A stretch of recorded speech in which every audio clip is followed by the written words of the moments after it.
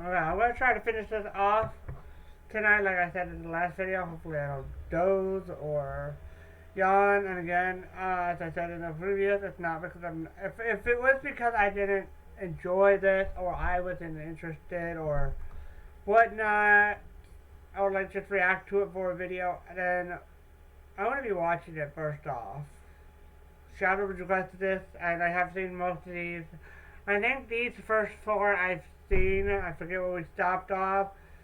Shadow, if you know, you feel free to let me know in the comments. So if I don't react too much to these, please forgive me. Once we get the new one I haven't seen, it'll probably kick up from there. But let's get on with this. I released a video entitled Ultra Vegito is punished by the gods for Beerus' death. It gained over 500,000 views, the talk of the Dragon Ball fandom right now, and if you haven't seen it yet, you can just click on my channel and find it through this thumbnail. Now the problem is, after posting the video, it soon became apparent there is a huge gap in the knowledge of some of the fans watching, and a confusion over what is actually canon and true in Dragon Ball, and what isn't.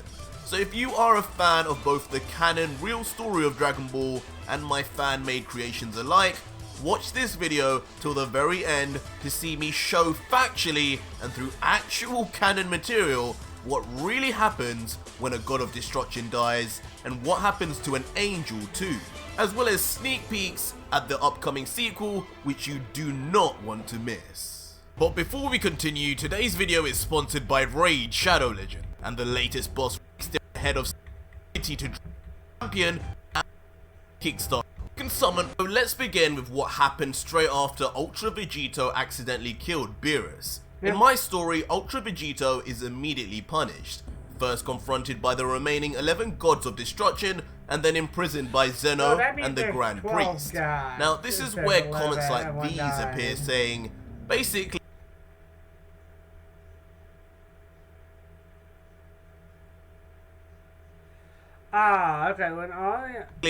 in other stories they have read, when a god of destruction dies, they are replaced by their killer, and because of these stories that they read, they find it hard to believe the gods of destruction or Zeno would care.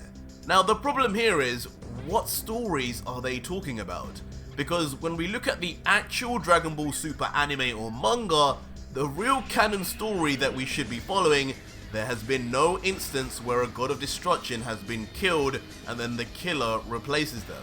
It's literally never been mentioned at all, and a simple scour of Google will show you there is nothing that ever suggested that or showed that. The stories people are referring to are ironically other fan mangas, like for example Dragon Ball Kakume, which is just another fan creation drawn by artists like myself. So in essence, fans are now using other fan manga to somehow dispute other fan manga. You can see the problem with that. People then also like to reference Goku Black, saying, well, he killed all of the gods of destruction, so why didn't any of the gods of destruction turn up there? Well, two things. Goku Black did not specifically kill the gods of destruction. He actually explained this in the canon manga. He killed the Supreme Kais, which in turn killed the gods of destruction. As you should know, the two are linked. Second of all, in my story, when a god of destruction is killed, the gods of destruction all turned up, because in my fan manga, I wrote that they too were linked on some level and would be able to sense when one of their own was disposed of. A dramatic twist added by me to create a powerful story, but one that doesn't actually detract from the actual canonical story, because we have yet to see a god of destruction be murdered in Dragon Ball Super.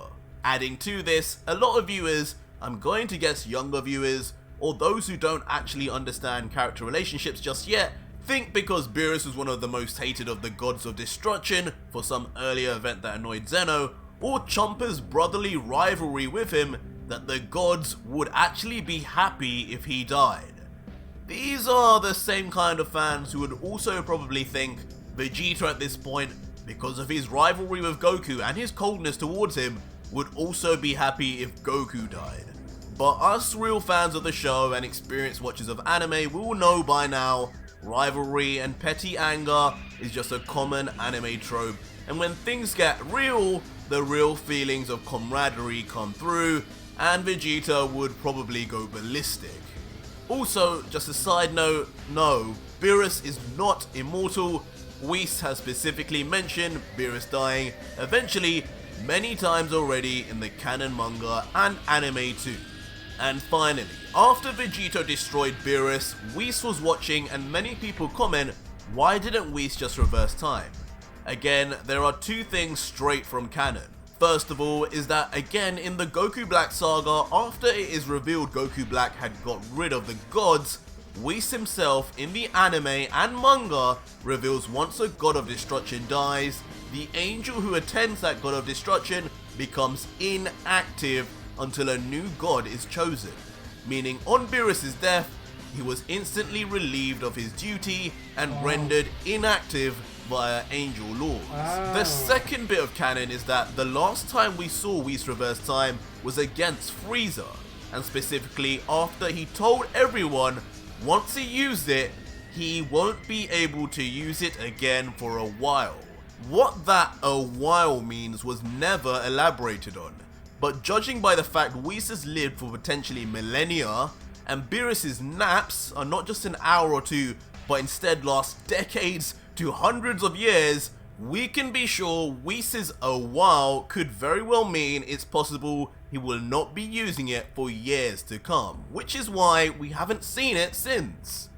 Being able to know canon information like this and contextualize it will be key to understanding the stories written by fan manga artists, since you can appreciate if we're dedicating our lives to painstakingly draw and tell these stories, then best believe we know the canon material it's based on like the back of our hands. But moving on from that, I did mention some sneak peeks of the upcoming sequel, and here it is. Basically, the story will catch up 10 whole years later. Ultra Vegito is a changed man after this great injustice. He's weak, he's quiet, and there is anger. If you're wondering why he's still fused, it will be explained in the story, and of course, through a very shocking means, he will break out. But once he finds out what has happened in the 10 years since he's been away, an uncontrollable rage and thirst for revenge will be born in the most powerful Saiyan in the multiverse. Whoa.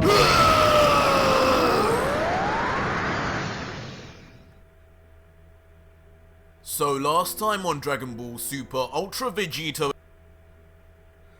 Hopefully you guys enjoyed that. If you guys would like to see the next one, feel free to let me know. If each of these videos get 5 likes on it, which I forgot to mention in each of these, so I should see this one. If each get 5 likes, I will skip the next week of me doing what I found and do more of this, if you guys want to see it.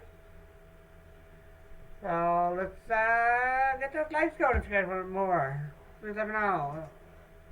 So hopefully you guys enjoyed.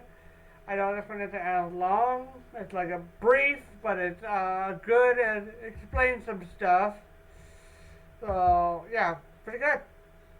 Hopefully I see you guys in the next video.